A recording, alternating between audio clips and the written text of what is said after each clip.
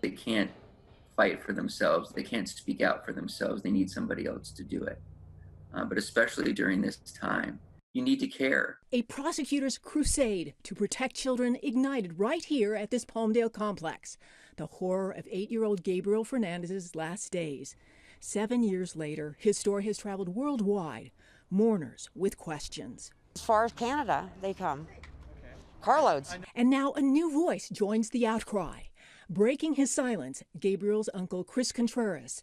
He and his wife adopted Gabriel's siblings, the walking wounded. Something brings it back, and it's just all those emotions are there. It's not any easier.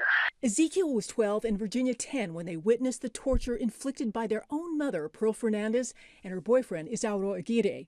Living in a household gripped by fear, they testified about the bat, the BB guns, the box where Gabriel was confined, accusations that he was gay. To this day, Contreras says Gabriel's siblings don't let themselves have fun, no matter how much he tries. Unfortunately, I think this is something that's going to affect them the rest of their lives, one way or another. For him, it's personal. He takes aim at the Department of Children and Family Services. What they did is almost as bad as what Pearl and Isauro did.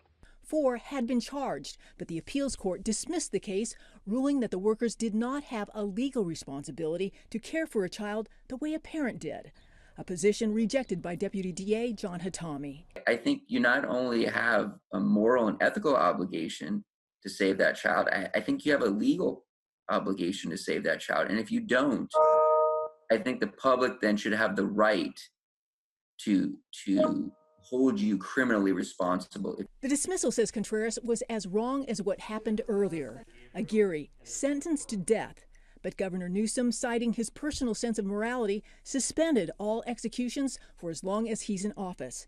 Contreras says Aguirre deserves no mercy, and he says evidence backs him up. I would show everybody the picture of Gabriel in the hospital,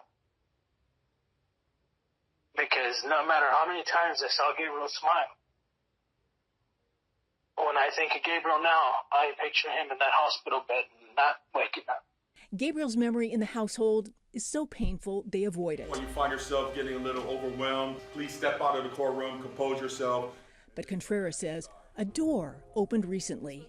The Netflix documentary, The Trials of Gabriel Fernandez. They watched it together. The series originally had included the Contreras family, but to allow more time for healing, Contreras requested their part be taken out. It's still hard to believe 2 people did all those horrible things to him. He saw how it opened minds and hearts. Contreras getting support he never imagined. I can't tell you how many people I've spoken to that have chosen a career path in social services because they say they want to make a difference. How many people have named their children after Gabriel? My 5-year-old son's middle name is Gabriel. And there's momentum for Gabriel's Law. It would give an officer on an abuse call a way to quickly check for DCFS history and alert the caseworker. The proposal is pushed by Gabriel's cousin, Emily Carranza, who pins blame on Gabriel's social workers. They had the upper hand, I honestly believe, to remove him and save him, but they didn't. The head of DCFS says since Gabriel's death, the system has been overhauled. We have added thousands of caseworkers, which have increased the capability of us to be able to work very closely with families.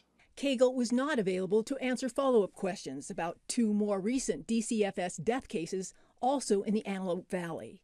Anthony Avalos, Noah Quattro. Children are still getting killed. Children are still getting murdered. Children are still getting tortured. And this is after Gabriel. The power for change, HATAMI says, is reflected in this growing memorial. Amid the toys and tender mementos, a call to save children before it is too late. I know that those that have heard or seen his story, at least those people are going to do their part.